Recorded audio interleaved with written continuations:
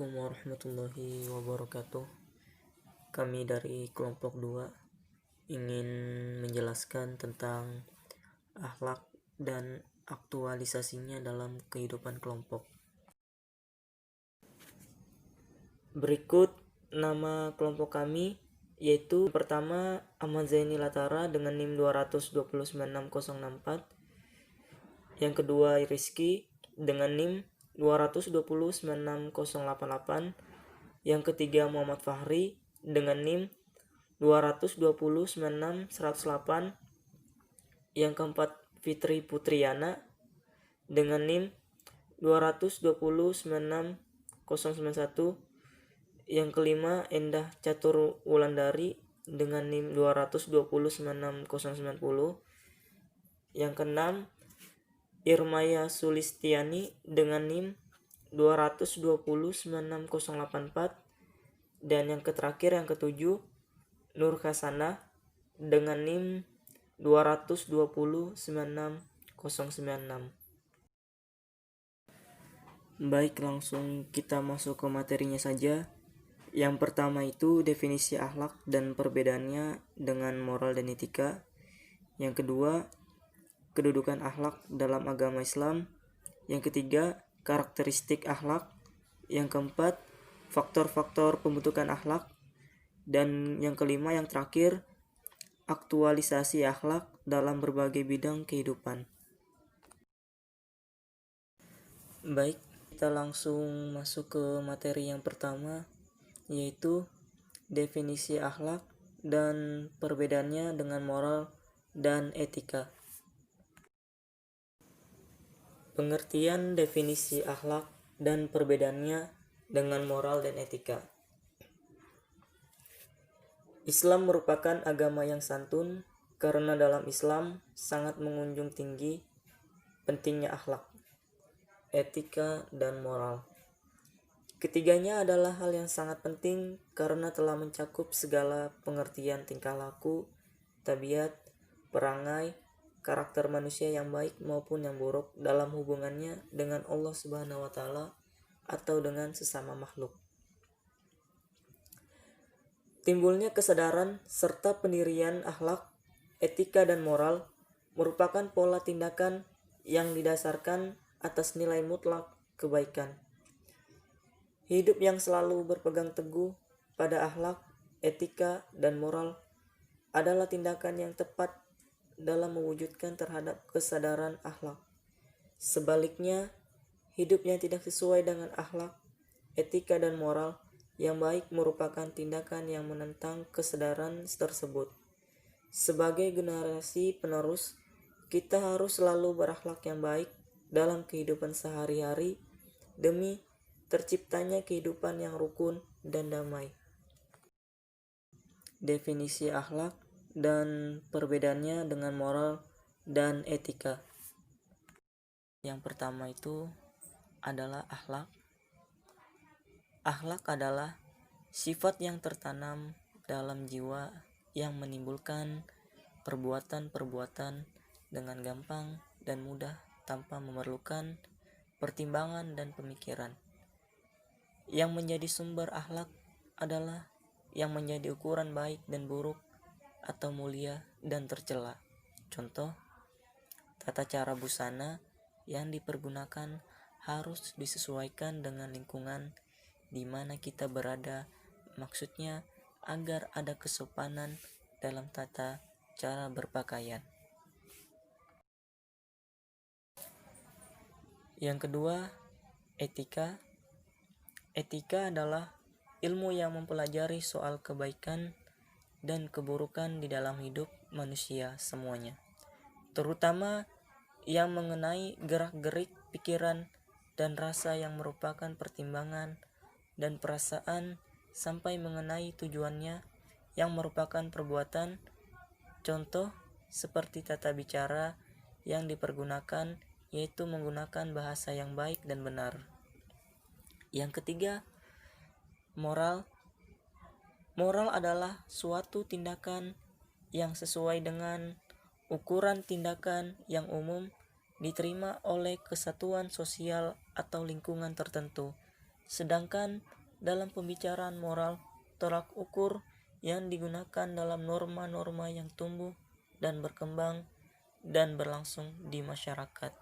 Contoh, ketika masuk rumah orang lain harus mengetuk pintu rumah dan memberikan salam. Bab 2, yaitu kedudukan akhlak dalam Islam.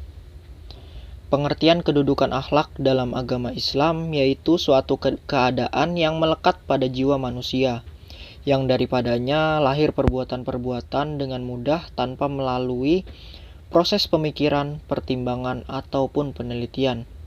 Jika keadaan tersebut melahirkan perbuatan yang baik dan terpuji, menurut pandangan akal dan syarah, maka disebut akhlak yang baik. Sebaliknya, jika yang timbul adalah perbuatan yang tidak baik, maka disebut akhlak yang buruk. Selanjutnya ada kedudukan akhlak dalam agama Islam. Terbagi menjadi dua, yaitu kedudukan dan keistimewaan akhlak dalam Islam dan ciri-ciri akhlak dalam Islam. Kedudukan dan keistimewaan akhlak dalam Islam, yang pertama yaitu Rasulullah SAW menempatkan penyempurnaan akhlak yang mulia sebagai misi pokok risalah Islam. Yang kedua, akhlak merupakan salah satu ajaran pokok Islam. Yang ketiga, akhlak yang baik akan memberatkan timbangan kebaikan seseorang nanti pada hari kiamat. Yang keempat, Rasulullah menjadikan baik buruknya akhlak seseorang sebagai ukuran kualitas imannya. Yang kelima, Islam menjadikan akhlak yang baik sebagai bukti dan buah dari ibadah kepada Allah Subhanahu wa taala. Lihat nas tentang sholat, puasa, dan haji. Yang keenam, Nabi Muhammad SAW selalu berdoa agar Allah Subhanahu wa taala membaikkan akhlak beliau. Yang terakhir, di dalam Al-Qur'an banyak terdapat ayat-ayat yang berhubungan dengan akhlak. Selanjutnya kita akan membahas ciri-ciri akhlak dalam Islam. Yang dimaksud karakteristik akhlak Islam adalah ciri-ciri khusus yang ada dalam akhlak Islam. Ciri-ciri khusus ini yang membedakan dengan akhlak wadliyah atau akhlak yang diciptakan oleh manusia atau hasil konsensus manusia dalam menentukan baik buruknya perbuatan yang disebut moral. Akhlak Nabi Muhammad SAW adalah akhlak Islam karena ia bersumber pada Al-Quran yang datang dari Allah Subhanahu wa taala. Al-Quran sendiri diyakini memiliki kebenaran mutlak. Tidak ada keraguan sedikit pun di dalamnya. Berlaku sepanjang masa dan untuk semua manusia. Oleh karena itu, akhlak Islam memiliki ciri-ciri sebagai berikut. Kebaikan bersifat mutlak, yaitu kebaikan yang terkandung dalam akhlak Islam merupakan kebaikan murni, baik untuk individu maupun untuk masyarakat luas, kapanpun dan dimanapun. Selanjutnya bab 3, karakteristik akhlak. Akhlak mempunyai peranan yang cukup signifikan dalam agama Islam. Setiap aspek ajaran Islam selalu berorientasi pada pembinaan dan pembentukan akhlak.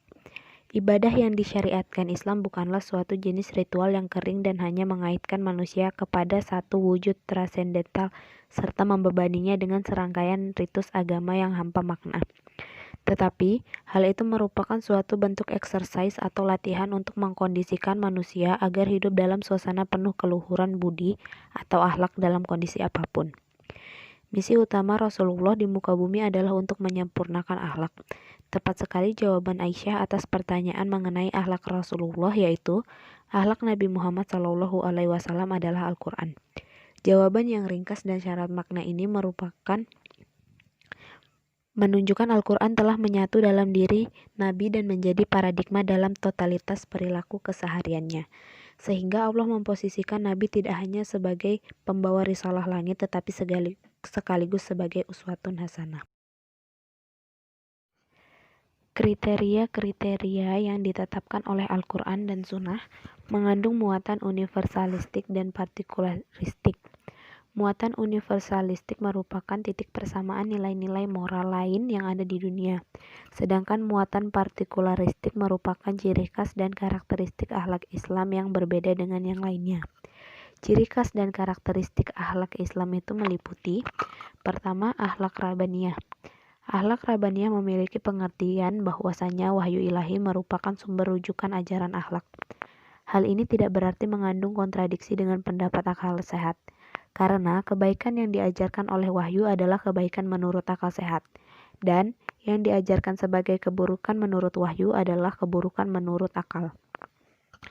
Yang kedua, akhlak insaniyah. Akhlak insaniyah mengandung pengertian bahwa muatan tuntutan fitrah dan eksistensi manusia sebagai makhluk yang bermartabat, sesuai dan ditetapkan oleh ajaran akhlak.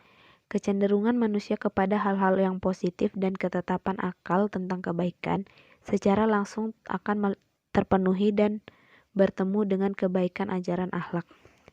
Orientasi akhlak insaniyah ini tidak terbatas pada peri kemanusiaan yang menghargai nilai-nilai kemanusiaan secara umum, tetapi juga mencakup kepada peri kemakhlukan dalam pengertian menanamkan rasa cinta terhadap semua makhluk Allah. Yang ketiga, akhlak jamiah. Akhlak jamiah merupakan arti bahwa kebaikan yang terkandung di dalamnya sesuai dengan kemanusiaan yang universal. Kebaikan untuk seluruh umat manusia di segala zaman dan di semua tempat, mencakup semua aspek kehidupan baik yang bermeditasi vertikal maupun yang bermeditasi horizontal. Yang keempat, akhlak wasitiyah. Akhlak wasitiyah berarti bahwasanya ajaran akhlak itu menitik beratkan keseimbangan antara dua sisi yang berlawanan, seperti keseimbangan antara rohani dan jasmani, keseimbangan antara dunia dan akhirat, dan seterusnya. Yang kelima ada akhlak waqiyah, mengandung pengertian bahwasanya ajaran akhlak memperhatikan kenyataan atau realitas hidup manusia didasari oleh suatu kenyataan, bahwasanya manusia itu di samping memiliki kualitas-kualitas unggul, ia juga memiliki sejumlah kelemahan. Faktor-faktor yang mempengaruhi pembentukan akhlak. Menurut Haji A. Mustafa, bahwa faktor-faktor yang mempengaruhi pembentukan akhlak ada 6, yaitu: pertama, insting. Definisi insting oleh para ahli jiwa masih ada perselisihan pendapat, namun perlu diungkapkan juga bahwa menurut James yang dikutip oleh Mustafa bahwa insting ialah suatu alat yang dapat menimbulkan perbuatan yang menyampaikan pada tujuan dengan berpikir lebih dahulu ke arah tujuan itu dan tidak dengan didahului latihan perbuatan itu. Pengertian insting lebih lanjut ialah sifat jiwa yang pertama yang membentuk akhlak, akan tetapi suatu sifat yang masih primitif, yang tidak dapat lengah dengan dibiarkan begitu saja, bahkan wajib dididik dan diasuh. Cara mendidik dan mengasuh insting kadang-kadang dengan ditolak dan kadang-kadang pula diterima. Dengan demikian insting itu berbeda-beda bagi manusia. Kadang-kadang seorang manusia diberi kekuatan dalam suatu insting dan diberi kelemahan dalam insting lainnya. Demikian juga seorang telah kuat instingnya, sedang lain orang kelihatan lemah dan begitu sebaliknya. Banyak dari pemuda-pemudi mempunyai persediaan insting untuk menghasilkan keahlian dalam cabang kehidupan yang beraneka warna. Keahlian ini akan dapat kelihatan apabila seorang dapat memelihara keinginannya yang baik dan mengetahui cara bagaimana memberi semangat dan memberi petunjuk yang seharusnya dikerjakan dan apa yang seharusnya ditinggalkan, sehingga matangnya insting-instingnya. Macam-macam insting. 1. Insting menjaga diri sendiri. 2. Insting menjaga lawan jenis. 3. Insting merasa takut. 2. Pola dasar bawaan. Pada awal perkembangan kejiwaan primitif, bahwa ada pendapat yang mengatakan kelahiran manusia itu sama, dan yang membedakan adalah faktor pendidikan. Tetapi pendapat baru mengatakan tidak ada dua orang yang keluar di alam kewujudan satu sama dalam tubuh, akal dari akhlaknya. Ada teori yang mengemukakan masalah turunan, yaitu pertama turunan atau bawaan sifat-sifat manusia. Di mana-mana tempat orang membawa turunan dengan berbeda-beda sifat yang bersamaan, seperti bentuk, panca indera, perasaan, akal, dan kehendak. Dengan sifat-sifat manusia yang diturunkan ini, manusia dapat mengalahkan alam di dalam beberapa perkara, sedang seluruh binatang tidak dapat menghadapinya. Kedua, yaitu sifat bangsa. sifat-sifat bangsa selain adat kebiasaan tiap-tiap bangsa, ada juga sifat yang diturunkan sekelompok orang dahulu kepada kelompok orang sekarang. Sifat-sifat ini ialah menjadikan beberapa orang dari tiap-tiap bangsa berlainan dari beberapa orang dari bangsa lain. Bukan saja dalam bentuk mukanya, bahkan juga dalam sifat-sifat yang mengenal akal.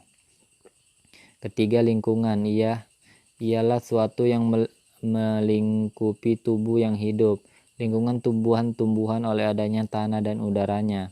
Lingkungan manusia, ia apa yang melindungi dari negeri, lautan, sungai, udara, dan bangsa. Lingkungan ada dua macam, yaitu pertama lingkungan alam. Lingkungan alam telah menjadikan perhatian para ahli-ahli sejak zaman Plato hingga sekarang ini, dengan memberikan penjelasan-penjelasan dan sampai akhirnya membawa pengaruh. Ibnu Khaldun telah menulis dalam kitab pendahulunya, maka tubuh yang hidup tumbuhnya, maka hidupnya bergantung pada keadaan lingkungan yang ia hidup di dalamnya. Kalau lingkungan tidak cocok kepada tubuh, maka tubuh tersebut akan lemah dan mati. Udara, cahaya, logam di dalam tanah, letaknya negeri dan apa yang ada padanya dari lautan, sungai, dan pelabuhan adalah mempengaruhi kesehatan penduduk dan keadaan mereka yang mengenal akal dan akhlak. Kedua, lingkungan pergaulan, sekolah, pekerjaan pemerintah, syiar agama, ideal, keyakinan, pikiran-pikiran, adat istiadat, pendapat umum, bahasa, kesusastraan, kesenian, pengetahuan dan akhlak, pendeknya segala apa yang diperbuahkan oleh kemajuan manusia. Manusia dalam kemundurannya lebih banyak terpengaruh dalam lingkungan alam. Apabila ia telah dapat mendapat sedikit kemajuan, lingkungan pergaulanlah yang banyak menguasainya, sehingga ia dapat mengubah lingkungan atau menguasainya atau menyesuaikan diri kepadanya.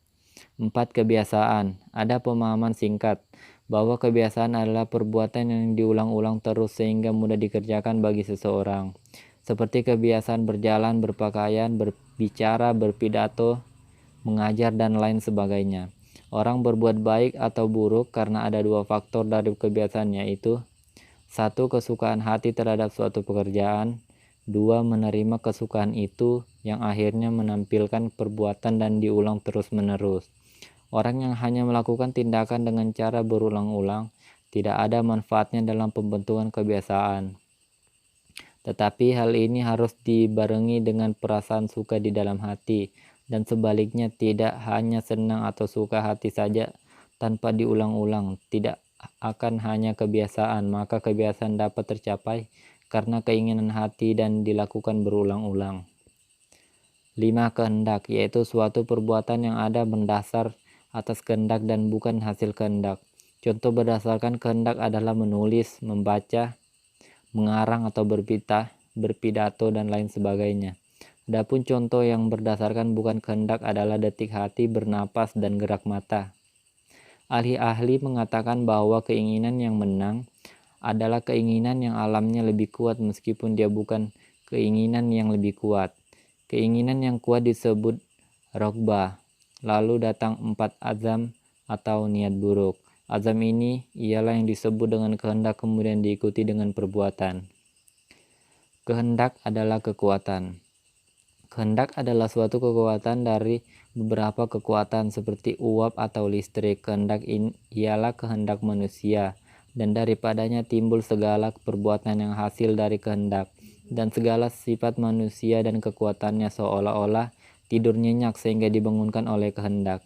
Maka kemahiran penggunaan, kekuatan akal, ahli pikir, kepandaian bekerja, kekuatan urat, tahu akan wajib, dan mengetahui apa yang seharusnya dan tidak seharusnya. Kesemuanya ini tidak mempengaruhi dalam hidup bila tidak didorongkan oleh kekuatan kehendak, dan semua tidak ada harganya bila tidak dirubah oleh kehendak menjadi perbuatan. Ada dua macam perbuatan atas kehendak, yaitu kadang menjadi pendorong dan kadang menjadi penolak, yakni kadang mendorong kekuatan manusia supaya berbuat, seperti mendorong membaca, mengarang, atau berpidato. Terkadang mencegah perbuatan tersebut seperti melarang berkata atau berbuat. Obat kehendak. Bagaimana juga kehendak juga dapat sakit. Ada beberapa cara mengobatinya, yaitu bila kehendak itu lemah, dapat diperkuat dengan latihan seperti tubuh dapat diperkuat dengan gerakan badan dan akal dengan penyelidikan yang dalam.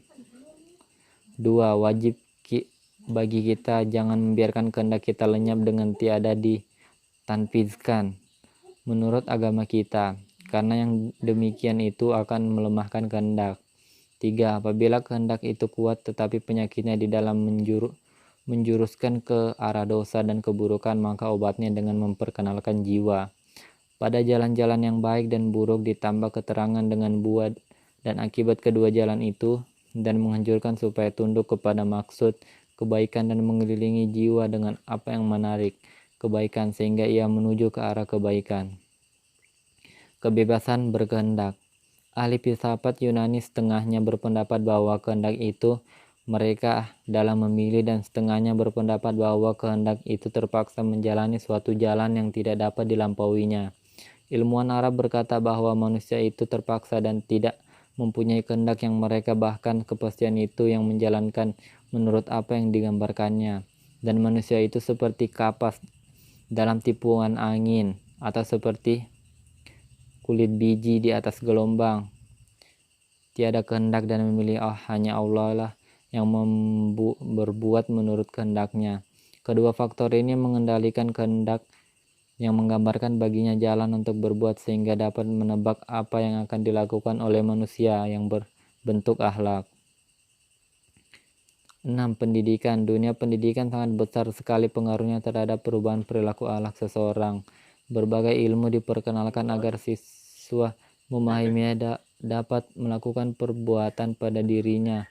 Dengan demikian strategis sekali di kalangan pendidikan dijadikan pusat perubahan perilaku yang kurang baik untuk diarahkan menuju ke perilaku yang baik. Maka dibutuhkan beberapa unsur dalam pendidikan untuk bisa dijadikan agen perubahan sikap dan perilaku manusia, yaitu 1. Tenaga pendidik, 2. Materi pengajaran, 3. Metodologis pengajaran, 4. Lingkungan sekolah. Oke, kita lanjut lagi bab 5, yaitu aktualisasi akhlak dalam berbagai bidang kehidupan. Apa itu aktualisasi akhlak dalam berbagai bidang kehidupan? Aktualisasi akhlak adalah bagaimana seseorang dapat mengimplementasikan iman yang dimilikinya dan mengaplikasikan seluruh ajaran Islam dalam setiap tingkah laku sehari-hari. Ada 5 aktualisasi akhlak dalam berbagai bidang kehidupan. Yang pertama yaitu akhlak terhadap Allah Subhanahu wa Ta'ala. Adapun caranya: 1. Mengetahuikan Allah. 2. Selalu berzikir kepada Allah. 3. Selalu berdoa kepada Allah. 4. Selalu bertawakal kepada Allah. Dan 5. Selalu berhusnuzon kepada Allah. Yang kedua yaitu akhlak terhadap Rasulullah SAW. Adapun caranya yaitu mengikuti atau menjalankan sunnah Rasul dan selalu bersolawat kepada Rasul. Yang ketiga yaitu akhlak terhadap diri sendiri. Adapun caranya: 1. Memiliki sikap sabar. 2. Memiliki sikap syukur. 3. Memiliki sikap sidik atau jujur. 4. Memiliki sikap tawadu atau rendah hati. 5. Memiliki sikap amanah. 6. Memiliki sikap ifah. 7. Selalu bertaubat kepada Allah. 8. Selalu berusaha untuk istiqomah. Dan 9. Memiliki rasa malu. Yang keempat yaitu akhlak terhadap sesama manusia. Adapun caranya: 1. Merajut ukhuwah atau persaudaraan. 2. Ta'awun atau saling tolong menolong. 3. Suka memaafkan orang lain. 4. Selalu menepati janji. 5. Menasihati dengan lemah lembut. 6. Menjaga aib saudara sendiri. 7. Memiliki sikap ramah tamah. 8. Selalu mengucapkan salam jika bertemu. 9. Selalu tersenyum. Yang kelima yaitu akhlak terhadap sesama makhluk. Adapun caranya: 1. Selalu bertafakur atau berpikir. Dengan begitu, manusia bisa meraih berbagai kemajuan, kemanfaatan, dan kebaikan. 2. Memanfaatkan alam dengan sebaik mungkin, karena semua akan dimintai pertanggungjawabannya. Adapun beberapa cara melestarikan alam, yaitu yang pertama, tidak menebang pohon secara liar. 2. Perlunya melakukan reboisasi. 3. Dan menetapkan tata guna lahan yang sesuai. Jadi kesimpulan dari presentasi kelompok kami adalah setiap manusia mempunyai pandangan hidup masing-masing. Mereka percaya seyogyanya kita sebagai makhluk yang beragama haruslah saling menghargai antara agama satu dengan sama lainnya. Janganlah suatu perbedaan dijadikan sebagai dasar perpecahan atau pertikaian di masyarakat, khususnya antara umat beragama. Sekian dan terima kasih. Kurang dan lebihnya mohon dimaafkan. Wabillahi taufiq wal hidayah. Wassalamualaikum warahmatullahi wabarakatuh.